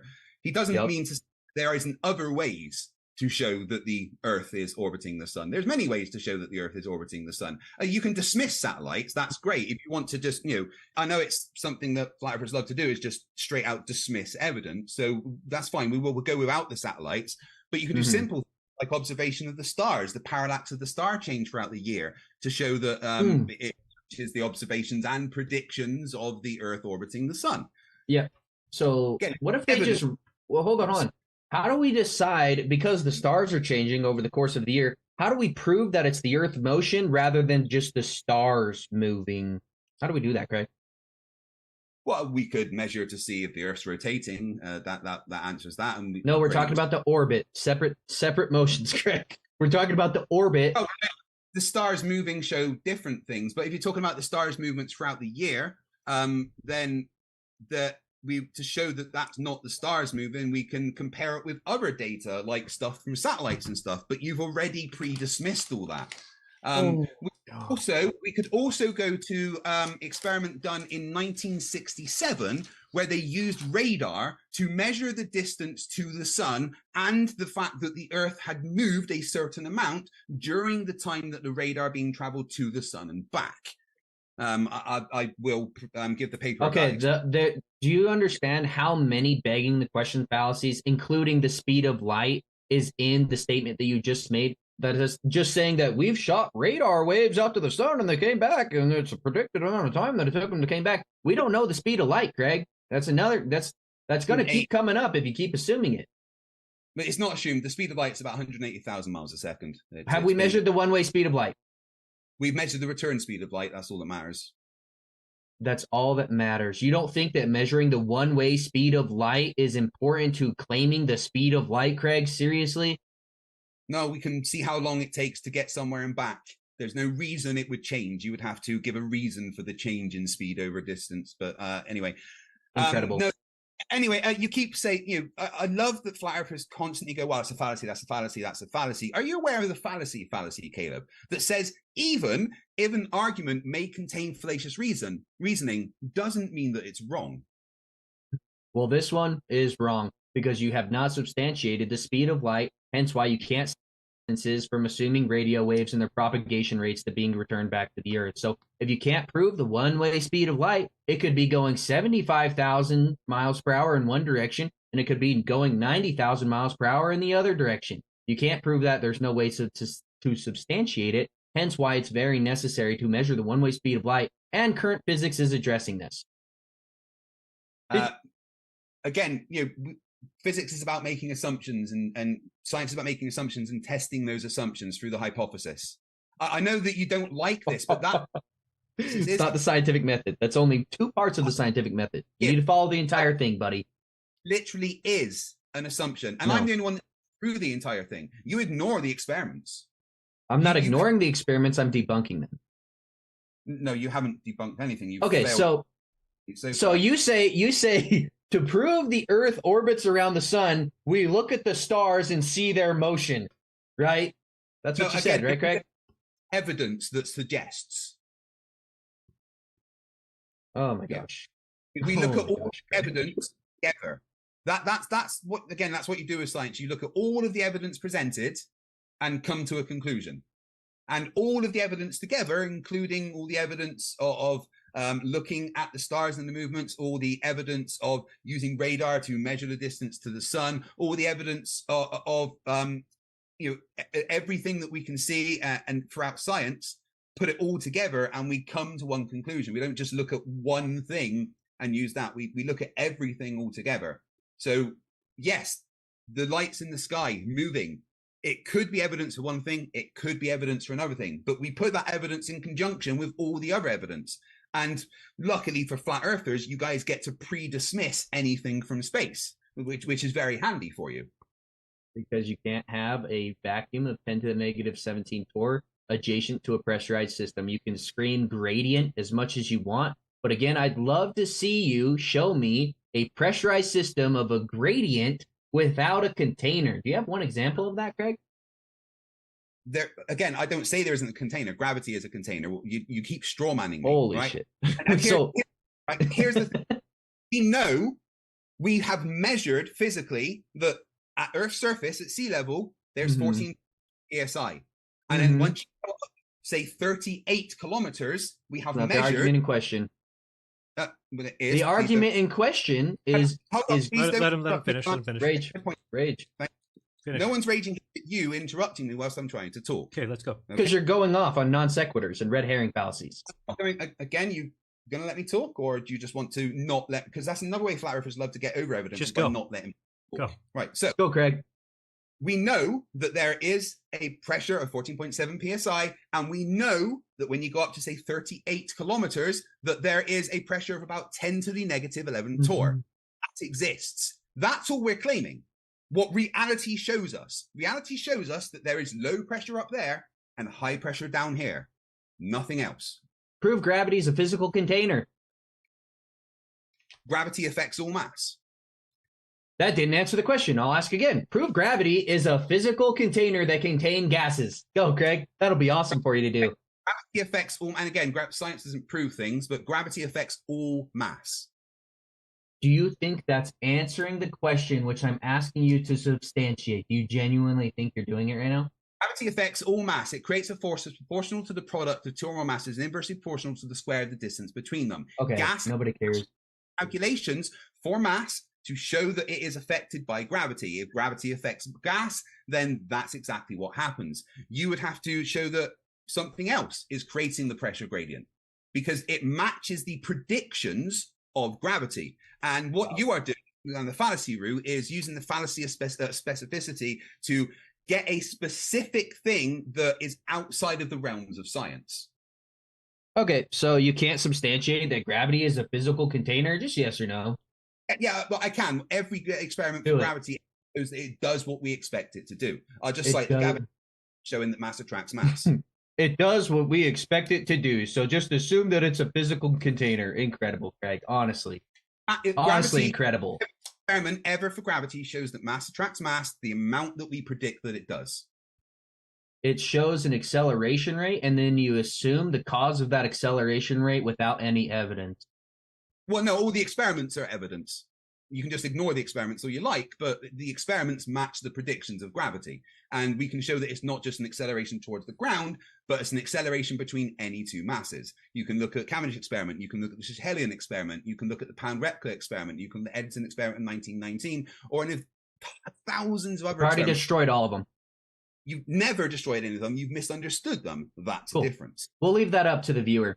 Would you admit that every single observation from the Earth looking at the cosmic microwave background or the sky suggests that we're at the center of all creation?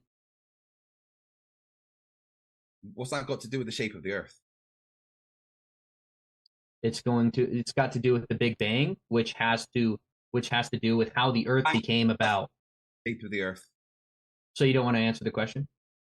I thought the conversation. Okay, how about this? Let's debate globe Earth versus flat Earth. Is the horizon apparent or is it geometric, Greg? That's a question that's poorly formed. The horizon is a physical thing. I'll ask again, Craig. Pick one of the two. Is the horizon okay? I'm talking. Are you just going to talk over me every time? Go ahead. I'm asking the question again, Kaleb, because I explained to you it was a poorly formed question. It's not though. That's just a personal opinion, which is dumb. But it's a poorly formed question that I can't answer because it doesn't make sense. The question Oh. itself. Can you wait? Hold on, Craig. Horizon Repeat. is just what it is. The horizon is a physical thing. Moderator's trying to talk. Just repeat what the sorry, question. Janet, I Repeat. didn't hear you, apologies. Repeat what the question was that you said is not answerable. Just so we know what you're talking about. What question did he ask that's unanswerable? Mm-hmm. Said, is the horizon geometric or apparent? Yep. Okay. Yeah. What is the definition of geometric? Why'd you just keep going off on these random tangents? Yo, Craig, this is crazy because McToon can answer this question, but this is a complete death blow. Hey, I'm talking. Hey, buddy, I'm talking. Hey, just calm down, little buddy. Keep going. Okay. The horizon being apparent or geometric is a complete debunk to your model. Hence why you are avoiding answering the question. I will ask again, Craig, and we'll see everyone will watch you squirm. Is the horizon a geometric? Let me just define it for you. A physical location, or is it an apparent location that fluctuates based on temperature differentials and atmospheric conditions? Pick one of the two, Craig, or let's see you squirm. You finished ranting? He's done. You asked your question. Go ahead. Yeah, so the horizon is a physical thing. What we see is the light coming from the horizon traveling through a medium of varying density and temperature. The horizon is always the horizon. The position, actual physical position of the horizon never changes unless you change your altitude physically, exactly, but if you are in one position and looking out at the horizon, the physical location of the horizon never changes. However, the path of the light coming from the horizon can change depending on the variables of the density and the temperature that is traveling through. So do we ever see the physical horizon because the light is always being bent because of atmospheric conditions and temperature differentials? So you're conceding that it's apparent, correct? No, the horizon isn't apparent. The horizon is what we see is the light from the horizon traveling through changes its path. I can't, dude. The amount of wizardry that you do to not answer questions is exactly. Hey, I'm talking, buddy. Hey, I'm talking. No need to rage and cry. I'm talking. Let me get my point out. The amount of. Hey, calm down. Are you ready, Craig? You ready to sit and be still and listen? Found a simple statement. Yes. Okay, buddy. So you're saying that the light is always bent based on. Sorry, I just watched South Park. You good? Go, Craig. I mean, go, Caleb. I apologize. Sorry, Jaren. I know you really don't want me to get this point out, but it's becoming very apparent. Hey, I'm still. Oh, dude. I don't want to start set using up a that. timer. I don't want to timer up. I want a timer up. I want a timer. Craig, you cool I with want that? a timer. I'm just saying, I apologize. I want a timer. I don't care if you apologize. I don't accept your apology. I would like a timer so that Craig cannot interject. Okay, I'm gonna give you 2 minutes, or you want 1 minute? I'll give you 1 minute. Just do 1 minute. 1 minute will be fine. Okay, go ahead. I can get the point out and destroy him in 1 minute. Okay, go ahead. Okay. So let me know when it's up because I can't see unless it's going to show me up on the top right now. It will. You'll see it now. Go ahead. 1 minute. Okay. Transfer, and there you go. Now you got it. When you Try start, not to interrupt when I start talking, Craig. I'll mute you for right now. Oops. Yep, please do. Sorry, I actually unmuted him. All right, go ahead. You see the Laugh clock? anxiously all you want, Craig. Okay, so Craig is admitting that the light is always bent from the horizon coming to the viewer. So him admitting that the light is always bent and depends on atmospheric conditions as well as temperature differentials, which cause the light to bend in certain directions, is him conceding that the horizon is always apparent. It is not a physical location that can be found at the exact same spot every single day. The most basic of the basic globe earthers will admit this. And the clip that I was going to show in my introduction was McToon admitting this, saying that we never see the geometric horizon, but we always see the apparent horizon. We only can see the apparent horizon. So you saying that the horizon is a physical location and not apparent is so obvious, and the flat earthers are going to clip it up and share it with the world to show your incredulity of understanding why the horizon is where it's at. Okay, time. Go ahead, Craig. I'm going to put you on. You got a minute to answer him. Again, so this is hilarious. You see light, Caleb. That's it. You see light. That's what seeing is. Light coming into your eyes. The physical location of the thing that the light bounces off of never changes, right? That's there. If I'm standing at the beach looking out at the horizon, the physical location of the horizon relative to my eyes will never change. Physically, the horizon is exactly where we expect it to be. But we see light. We don't see things. We see the light that has bounced off of things and come to our eyes. So the actual horizon is a physical thing. But the light that we see coming from the horizon has traveled through a medium that can change its apparent position. The horizon isn't apparent though, but the light that we see has traveled through different medium to change the apparent position. The physical thing is still there. It's never moved. Okay, time. So the horizon is physical, guys, but it moves all the time. So the horizon, with what you're saying, dude, you obviously need to watch more McToon, and it's my time to talk. So just so you know, you shouldn't be trying to talk or anything like that. We split it up into minutes now because you can't let me talk. Okay, so him admitting that the horizon is apparent because we only see with light, like you said, Craig, if the horizon is changing based on the light going through the medium that is the atmosphere, you should never, ever claim that it's a physical location found in the exact same spot, because that's not reality, Craig. Just to let you know, you need to talk to McToon. You need to get in some more Discord calls with McToon and get on the same page with your other Globe Earth people, because this is 2015, Craig, this argument. I can't believe you're coming at this argument this way, saying that the horizon is always in the exact same location, but we don't see it because it's apparent. So you're saying the horizon is physical, but also conceding that it's apparent that it fluctuates based on temperature differentials because we view light and how that light goes through the medium that is the atmosphere. So the horizon is not always at the same location. When we observe anything in reality, it's apparent. It fluctuates. Incredible, Craig. Honestly, I've never heard a Glober say something so crazy. Have you finished? Okay, so again, the physical location doesn't change. The actual place it is does not move. Refraction doesn't actually change the physical location of things. It just changes the path the light has traveled. The horizon is still a physical thing in a physical location that doesn't change. Remove the atmosphere from the equation and you'll be able to see it. But we have an atmosphere, which means that the light coming from the horizon travels through that atmosphere and changes its path. But that doesn't change the actual position of the horizon, just the path of light that we see. That's it. The position, the physical position hasn't changed. Refraction can make everything move. If you look at a car parked, somewhere miles in the distance, refraction can make it look like that car's moving, but that car hasn't physically changed its position. It's still in the physical same position, just the light that's bouncing off of it has traveled through a medium with varying temperature and density. That's it. Oh my God, you think refraction makes things physically move? Thank you for that clip. Okay. Let's go to a new topic. I think you've gotten past the. That's brilliant. That's an episode of First Idiots just on its own. Thank you, Caleb. This is my minute to talk. When you guys know what topic you're going to? Can we do a conclusion on that topic? Because I feel like he got a conclusion, and I'd like to say some things before we move on. We'll do a minute each if you want to conclude. They're ready. Okay, cool. So Craig is saying that the horizon is geometric. He's saying it's physical, always found in the exact same location every day. But coincidentally, at the same time, saying that it's apparent because of atmospheric conditions.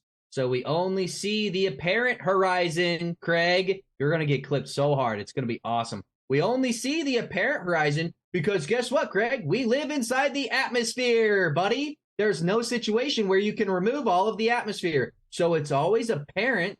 It always moves based on temperature differentials and atmospheric conditions. So you cannot claim that the horizon is a physical location. The definition of horizon is the apparent location where the sky meets the ground. I'll concede my last 10 seconds. I think that makes it very obvious. Okay, 10 seconds. I mean, a minute. When you're ready, Craig. I muted you, by the way. I've got a minute, you say? Yep, go ahead. Right. Okay. Yeah, so the horizon is a physical thing. On a sphere, there is an edge that you can see. Well, a sphere doesn't have an edge, obviously, but when you're looking at a point, you see the horizon, which is the effect of the fact that a sphere has a curve. And that position, that distance to the horizon from you doesn't physically change. That distance, that physical, measurable distance doesn't change. The only thing that changes is the path the light has traveled. If the medium that the light is traveling through has varying density and temperature, that means the light path will do weird things and you will see refractive effects. But what we see isn't the same as the physical thing, because we don't see things. We see the light coming from things, and the way the light has traveled doesn't physically change the actual position of things. Okay, time. Let's go to a new topic. I think we've expanded that one enough. Who wants to name a topic? You said you want Caleb just to keep naming them? Yeah. What time are we on? I don't know what time we have. How long did you want this to go, Caleb? But I know you didn't really have a particular amount of time in mind, but I'm happy, whatever. Just do the hour 45. That'll be fine. So, yeah, I'll start looking at the chat questions in like 15 minutes. Okay. So, does a Foucault's pendulum have an independent reference frame? The Earth. That's not an independent reference frame. Well, it's in the reference frame, or it's in reference frames at the same time. Everything. Can you define an independent reference frame? Yeah, it's your reference frame compared to something else. So if I'm on a car that's moving 20 miles an hour and there's another car that's moving 40 miles an hour, compared to my reference frame, that car's only moving 20 miles an hour. If I'm moving 40 and it's moving 60, from my reference frame, that car's moving 20 miles an hour. A reference frame is something that is referred to as a rest frame. An independent reference frame is a coordinate system or set of axes that is not influenced by the motion of an observed object. It remains stationary or moves at a constant velocity, allowing for a consistent perspective when describing the motion of other objects relative to it. So it's not an independent reference frame if it's connected to the surface of the Earth, right? What's your point here? You don't understand the point? What is this supposed to be? Debunking something, or the Foucault's pendulum? It doesn't have an independent reference frame. No, I mean it's not supposed to. Its behavior illustrates the concept of a non-inertial reference frame in physics. It's like your questions don't make sense in the. Is the spin of the Earth inertial? Again, the things that you're asking don't make sense in the context that you're asking them. This is Foucault's pendulum, right? So what is your question about Foucault's pendulum? Because no, it's not. It doesn't have an independent reference frame in a strict sense. Mm-hmm. It's a behavior of non-inertial reference frames. So where are you going with this? Your incredulity does not invalidate my argument. Just because you don't understand the question, let's make it simple. Is the Earth's spin on its axial rotation, is the axial rotation of the Earth inertial at all latitude and longitude lines? Is the Earth's spin inertial at all? Sorry, I didn't hear what you said. You should probably stop typing and listen to the conversation, Craig, so you could focus up. You're cutting out for me. That's why I'm struggling to hear what you're saying. Is the Earth's spin... Sorry, just one sec. My chat in Discord say that my audio is degraded, and maybe that's why I'm hearing you slightly degraded. You're very screechy to me, so I apologize if I can't hear you completely sometimes. Is the Earth's axial rotation inertial? Yeah. Well, why wouldn't it be? So, if you can't measure an inertial system due to the laws of conservation of momentum, how can you claim that the Foucault's pendulum is measuring the Earth's rotation? Well, the Earth's rotation is not literally an inertial reference frame, if that's what you mean. So this is what I mean. The way you're asking the questions doesn't make very much sense in the context of the things that you're saying them. It's like I'm having a conversation with someone who half understands the things they're asking, right? What's the definition of inertial? The definition of inertial in what context? Are you kidding? Yeah, you can't joking? just definition of a word. I mean, inertial can have many And meanings. let me define it. I'll give you the answer that I was looking for. Inertial, Craig, for your information, means unchanging. Okay, in what context? The rotation of the Earth, Craig, the context of the conversation that we're trying to have that you're arguing from incredulity with. Again, like the way that you're phrasing all these questions is so backwards. It's very hard to understand what you're on about. What Okay, I'll put it simply. I get you don't understand. I totally get it. You've been out of school for a couple of years. Let me explain it to you. I'm talking right now, Craig. Do we need to split it up into time intervals again, buddy? We'll try to ask the question. Not what you're saying, because you're not using like proper terms and context. You're just asking random that don't really have, proper answers in the context that you're asking. Argument from incredulity. Just because you don't understand my argument doesn't mean that it's not valid. So I'll ask it again, Craig. Is the Earth's rotation specific to a coordinate system at each longitude and latitude line inertial relative to the observer at said longitude and latitude line? Is it unchanging or is it changing? The Earth's rotation is not considered to be an inertial reference frame. Are you joking? I don't know what your problem is here. So you think that an inertial frame of reference is one an object either remains at rest or continues to move at a constant velocity unless acted on by an external force. So the Earth's rotation, because it's rotating, there's vectors accelerating, right? No, it's inertial in your model. It's 15 degrees sidereal rotation, right? That's why the stars move at 15 degrees, east to west, all of them, right? Can I ask a question real quick, Craig? Do you have a chat group that you're looking at that are answering questions what are you for doing? you? Because that's a little bit... Genuinely. Someone pinged me on Discord to say that my audio was dodgy on the stream. Okay, checking. I was just asking them to check if I needed to change my settings. I don't know. Go ahead. So pretty much every other person would concede that the rotation of the Earth, it's definitely not rotating because all experiments have never measured any motion to the Earth, hence the theory of relativity's conception. But you saying that the Earth's rotation is non-inertial, how do you figure that it's changing? Is the Earth spinning faster at certain latitude and longitude lines? Does it spin faster for some reference frames or observers? There's faster tangential velocities. We're talking about one specific reference frame of one observer at one longitude and latitude line. I don't care which one you place it at. Hold on, let me get out the point because you're not understanding. If you place one person at the equator, is that person's measurement of the tangential velocity of the Earth's actual assumed rotation, is it inertial or is it non-inertial? The tangential velocity, well, that would be inertial. Yes, good. How do we measure an inertial velocity? We're not measuring an inertial velocity. We calculate the tangential velocity based on the rotational velocity and the distance away from the center. You didn't answer the question. I did. I said we don't do it. I did answer your question. Maybe What's the Foucault pendulum doing, Ben? Measuring the Coriolis forces applied at different latitudes. The Coriolis of forces applied at different latitudes. Yes. If the Earth is rotating, right? Okay. I didn't realize you didn't know what the Foucault's pendulum experiment actually does, right? So I heard you say it. I know. Don't act like I don't know. It's the cause. So it could be a what's the Machian principle? Can you steel man the Machian principle? Well, yeah, it says that there would be a transfer of movement from something rotating above, but it also says that it would be minuscule compared to the actual forces involved in the actual thing rotating.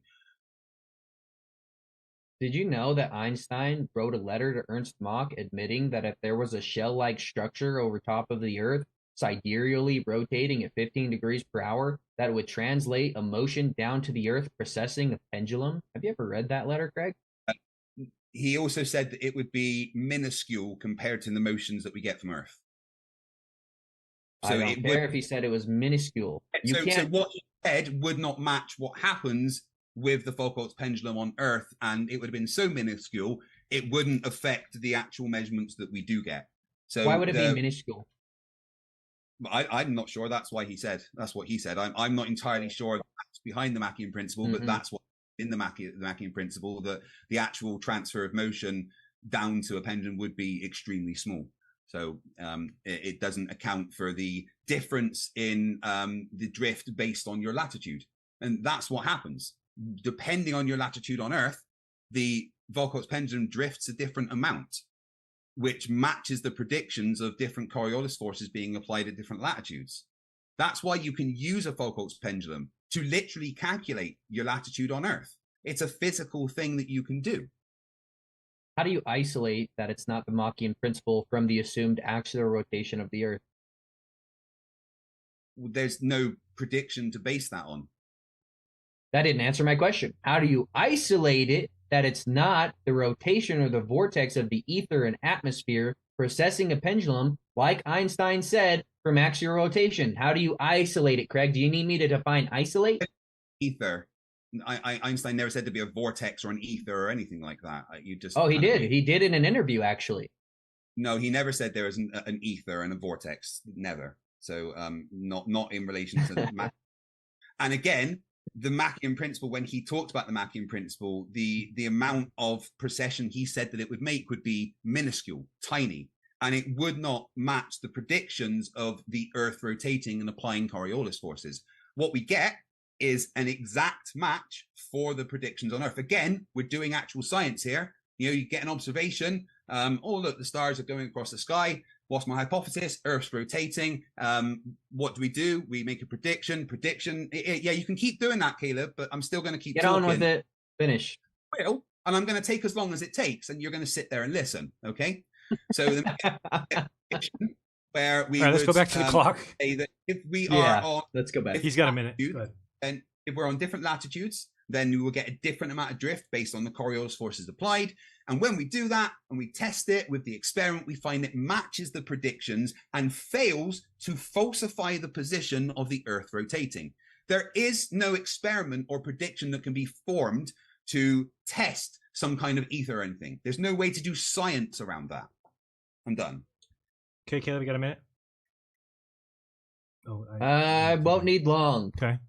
So basically, Craig has just conceded that he cannot isolate the Machian principle from the assumed axial rotation of the Earth. He's going in a very roundabout way, saying a bunch of crap that isn't relevant to the conversation. Oh, you can measure the latitude line and the longitude line based on the precession of a pendulum. I don't care, Craig. I don't care. It's not the phenomena that's in question. Coriolis of forces arise. It's what's causing the Coriolis of force, okay? You must substantiate that it is the axial rotation of the Earth beyond a shadow of a doubt to me and the viewer. You have done nothing but repeat your same shit script that you say to everyone, everywhere, on every debate. You cannot isolate the axial rotation from the precession of the atmosphere and ether from the container that is containing our atmosphere, precessing at a sidereal rotation of 15 degrees per hour. Time. I think it's going to only become circular from here. I agree. So let's give. I'm gonna. Just before we move on, one thing. All of the things about the shell and that would just, if it existed, it would maybe possibly do this. There's nothing to say that that's the case. So there's nothing to isolate. And again, there's no evidence to suggest that's the case. So there's no way to test it, which means that there's no way to form a prediction on it. So it would be pseudoscience. The actual thing of science is testing a prediction. And that is what is done with the Foucault's pendulum. You can dismiss it all you like, but it follows the scientific method like you demand. No, it doesn't. You didn't isolate that the Earth's rotating, though. Okay. Absolutely. Just so people don't think it's unfair, because you did say you wanted Caleb to bring up all the topics. Do you want to get one in for yourself, Craig, before? Well, let me. There was thing. Oh, I did want to say one thing. Caleb, you did one of my favorite things that flat earthers do, and during your intro, you presented a satire article about gravity, and I just wanted to ask you why you did that. What article? The whole gravity is only a theory thing that you put up. That's a satire article, dude. You do realize that? Hey, buddy, You realize that there's a difference between the theory of gravity and the law of gravitation, right? No. Wow. Don't change the subject, right? You put up a satire article, and I want you to realize this, okay? I'm going to show it so everyone can see. This is what good old Kaleb brought up. Is this gravity? It's only a theory thing. Where it says it's the universal theory of gravity is often taught in schools as fact, when in fact it's not even a good theory. Blah blah blah. Right? Can I share screen? 1 second. Go ahead. Finish. If you look here, this satirical look at only a theory. Okay, this entire article is a satire article making fun of people that try to disprove evolution by saying it's only a theory. Cool. I'm about to debunk what you're saying. So my turn. Hold on, I'm still talking right now. This entire thing that you presented to say, look, Google shows is a satire. I'm going to give him a minute. Go ahead. You have a minute. Please. And I realize that. It's a satire article. That's what this conversation is about. Nothing else. You presented a satire article, Kaleb. Are you aware of that? Okay, you got a minute? I'm done. Okay, Kaleb, go ahead. And you'll have to unmute. I think I muted you. Allow me to share screen, please. Yep. Is it up? Yep. Oh. Oh, what does that say? Is gravity a theory? Yeah. I don't think I need to say anything more. I can see the rest of my time. Okay. And one of those sources, Kaleb, was a satire article. Is gravity a theory, Craig? No, there is a theory of gravity. Yeah, I'm done. I'm done, dude. Okay, this one is something that flat earthers struggle with all of the time, right? Gravity isn't a theory.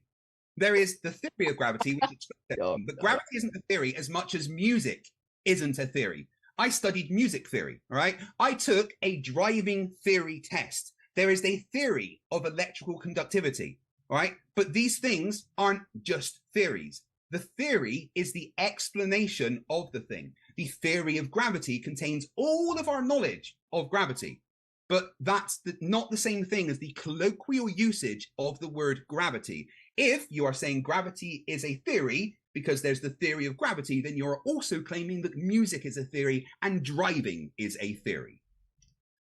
Okay, let me look at some of these super chats. Do you guys want to do a conclusion before we get to those? Yeah, Kaleb, welcome to go first.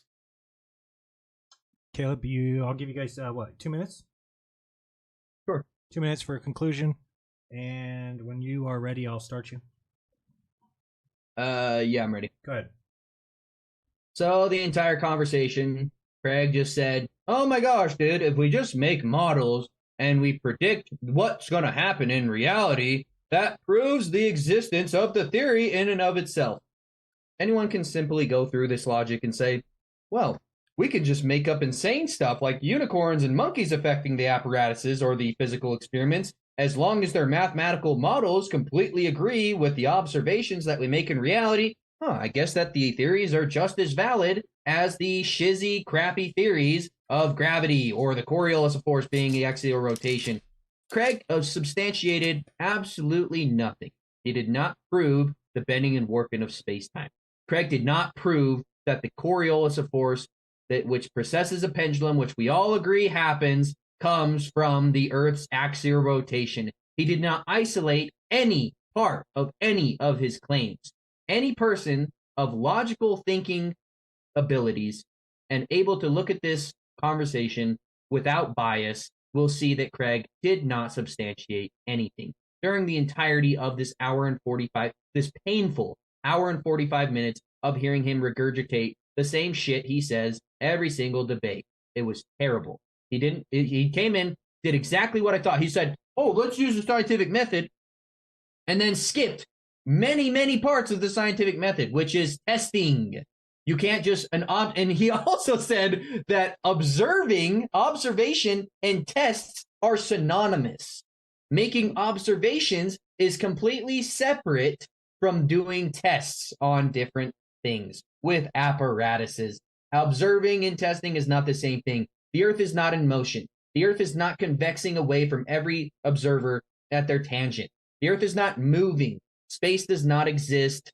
The Earth is a level topographical plane. We exist at the center of all creation because necessitated by every observation that we make of the celestial sky and the cosmic microwave background, hence the axis of evil and the Copernican principle.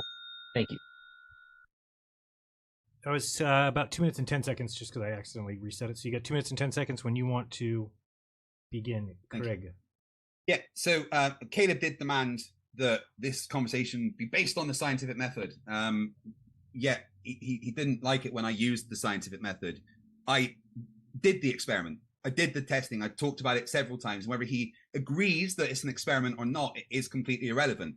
Making an observation at a particular time is an experiment. You make a prediction that X will happen at X time, and then the experiment is setting up and observing if that thing happens.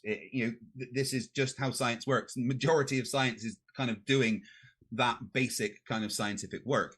And all Kaleb did was constantly say that I didn't substantiate it, I didn't show this, I didn't show that, when the experiments are specifically set up to test the predictions.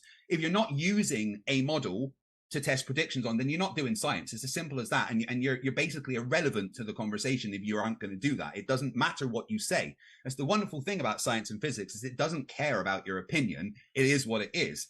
And the fact that science can easily demonstrate that the Earth is a globe and that it rotates. I right in the beginning, I showed that surveyors can measure reciprocal zenith angles, and if the Earth was flat, it would never add up to more than 180 degrees, except every time we measure reciprocal zenith angles, and it does add up to more than 180 degrees, gives us only one conclusion, that the Earth is a globe. We can make predictions, like using the Foucault's pendulum, or even using a fiber optic gyroscope to test that if the Earth is rotating. Every single time we try to test if the Earth is rotating using the scientific method by making a prediction and testing that prediction, every single time it matches our prediction. The isolation that Kaleb keeps wanting is the prediction. If the thing happens, then you've isolated that prediction. That's what you're doing. You are looking for that result by changing certain independent variables. With the Foucault's pendulum, it's simple. Your position on Earth is your independent variable. You change your independent variable, then the dependent variable of the amount the Foucault's pendulum drifts changes. This is science. This is how it works. It doesn't matter how much he denies it. He gave no evidence for the flat Earth also. Okay, that is time. Let me get to these super chats. I also put a poll up if you want to answer that. Who won the debate? Let's check out the super chats. I did see some come across. All right, so we're going to look at the YouTube ones first. Thank you guys so much for the support. All right, so we've got this one. All right, we'll go through all these. Which way does it go? This way, I think. All right, we've got Cause of America says, fight the flat Earth. In your ridiculous model, what is the causation of the selenium eclipse? If you say atmospheric conditions, I will debunk with my next super chat. Well, you can try and debunk it, but atmospheric refraction is the exact reason that we can see the selenium eclipse, and it matches the predictions of our model. So no amount of debunking can deny the fact that it matches what our model says will happen. Okay. Thank you for that. We've got Robert Lick says, Craig, how can a pendulum show Earth's rotation when it's connected to the said spinning Earth? Because it's on a pivot point and allowed to swing in 3D space, maintaining its relative direction of swing to the axis of Earth's rotation. Okay, awesome. Thank you very much, Christopher Fournier and Bob Hope. We've also got JSS Tiger says, to all flat earthers, you have the burden of proof. If you fail to prove flat Earth, the flat Earth movement will go away. Okay. Yeah, every observation that we can make is literally suggesting that the radius of the Earth and the circumference can be debunked. We've seen far past it by a factor of 20 in some cases. The world record observation for long distance photographs is very telling for that, as well as the observation made from Israel to Crete. That was 618 miles, where there should be 40 miles of curvature in between the 2 points. Flat Earth is objective reality. It is the default position. So, yeah. Okay, we've got Ty B. Trollin. Oh, thank you. Welcome to the club. We got Truthers Hour of Comedy says, Craig is lost, you guys. He needs Jesus. Craig, just say no. You have any comments on that? Jesus, like I'm pretty sure I know a Jesus. He works down at a local chip shop. That's Jesus. All right, Earth first, space later. My bad. What exactly is the naturally observed phenomenon observed in the Cavendish experiment? Nothing. The naturally, I mean, you don't observe the phenomenon in the experiment. You have an observation, then you form a hypothesis, do a prediction, and do the experiment based on the prediction. I think he seems to be mixing up the first and the fourth steps of the scientific method there. Okay, thank you very much, Justin Johnson, for the gifted memberships, 5 of them. Very kind.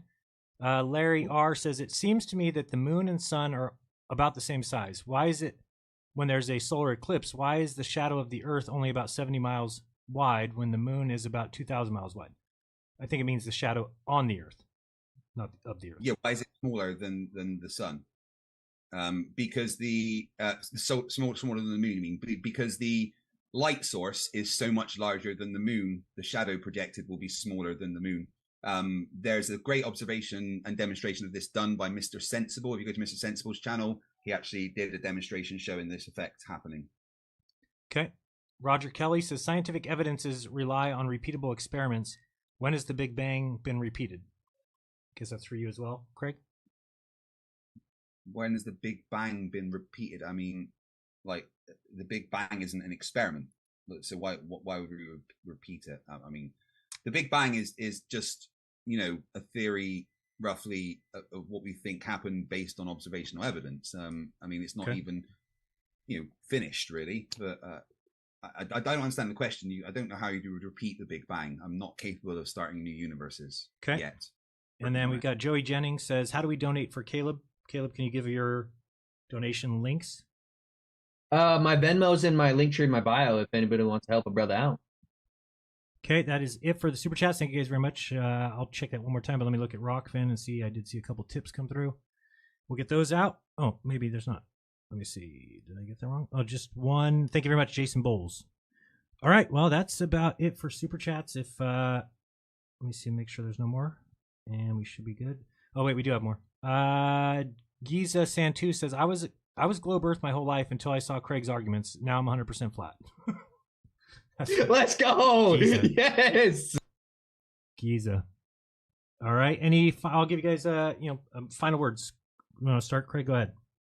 Thank you very much for having me on Jeranism. I do appreciate it. And thank you for the conversation, Caleb. I'm glad that we've actually managed to get this conversation. I do think it's an important conversation, and I would actually like to have more conversations with you. All right. And Caleb, any final words? Everyone here is special. Everyone here was divinely created by an engineer to this universe. We are set at the center of all of the universe. Everything rotates around us. We are extremely special. Hence why this topic is the most important thing to me in the entire world. We need to teach children that they are special, that they are not an artifact of evolution from monkeys and lizards turning into humans. Everyone needs to realize that we occupy a special position in the universe, and the fact that the Earth is a level topographical plane, and we see orbs in the sky rotating around us, we are separate from them, there's no correlation to them, would suggest that we do have a divine creator, and that we should not even see atheism as a valid standpoint. Everybody should realize behind the cyclicalness of the cosmos, of the stars realigning every 365 days, the moon phasing every 28 days, the sun rising for 12 hours and setting for 12 hours, depending on where you live. Obviously, it's different, the amount of daylight and nighttime that you get. But the fact that everything that we see around us is completely cyclical, it suggests that we live in a low entropy universe and directly suggests the existence of a creator. Okay, very good. Thank you guys so much. I'm willing to do it again if you want to, but let me know. And that is it. If you want more information on the shape of the Earth, check out the True Earth Summit. That's coming December 8th and 9th. We got a lot of great speakers for that. So check it out if you're interested in it. You can go to trueearther.com. Guys, do your own research. When you do, you'll never again believe what you've been taught. Till next time, this has been Jeranism. Peace.